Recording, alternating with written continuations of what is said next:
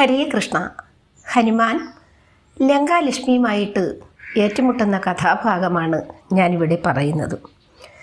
മനോഹരമായ ആ ലങ്കാപുരിയിൽ കാലുകുത്തിയ നിമിഷം തന്നെ ഉഗ്രരൂപിണിയായ ഒരു രാക്ഷസി പ്രത്യക്ഷപ്പെട്ടു.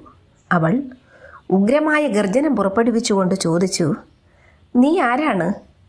എന്തിനിവിടെ വന്നു? വേഗം പറഞ്ഞു, അല്ലെങ്കിൽ ഞാൻ ഇപ്പോൾ നിന്റെ കഥ കഴിക്കും." അപ്പോൾ ഹനുമാൻ പറഞ്ഞു, "അവിടുന്ന് എന്നോട് ക്ഷമിക്കണം.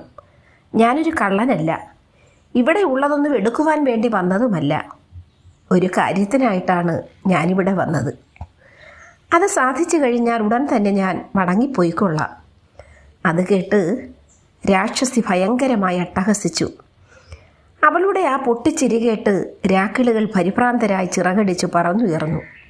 "എടാ മൂഢനായ മർക്കടാ, എൻ്റെ അനുവാദമില്ലാതെ ഇവിടെ നിന്ന് കടന്നു വരാൻ നിനക്കെങ്ങനെ ധൈര്യം വന്നു?" "ദേവി, അവിടുന്ന് ആരാണ്?" "ഞാൻ ലങ്കാലക്ഷ്മിയാണ്." "മാതാവേ, അവിടുന്ന് എന്നെ തടയരുതേ. ഈ ലങ്കാനഗരിയുടെ സൗന്ദര്യം ഒന്ന് ആസ്വദിച്ച ശേഷം ഞാൻ മടങ്ങിപ്പോയിക്കൊള്ളാം."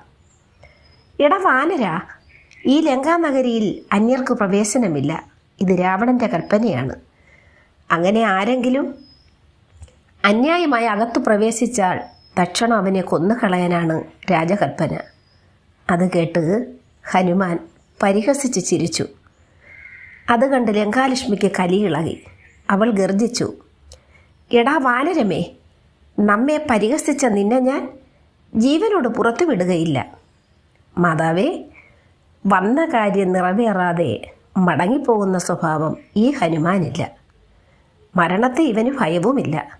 ദയവായി അവിടുന്ന് വഴിമാറുന്നതാണ് ഏറ്റവും നല്ലത്. എനിക്ക് പോകാൻ ധൃതിയുണ്ട്." കോപം കൊണ്ട് കലിയിളകിയ ലങ്കാലക്ഷ്മി ആഞ്ജനേയനെ കണക്കിലേറെ പ്രഹരിച്ചു. ആ രാക്ഷസിയുടെ അടിയേറ്റ ആഞ്ജനേയൻ നിലം പതിച്ചു. ശരീരം വേദനിച്ചപ്പോൾ ഹനുമാൻ തൻ്റെ ശരീരത്തെ ഒന്ന് കുലുക്കിക്കൊണ്ട് പറഞ്ഞു, "ഹേ രാക്ഷസി, നീ ഇത്രയൊക്കെ അപമര്യാദയായിട്ട് പെരുമാറിയിട്ടും ഞാൻ ക്ഷമിച്ചതിന് കാരണം നീയൊരു സ്ത്രീ ആയതുകൊണ്ടാണ്.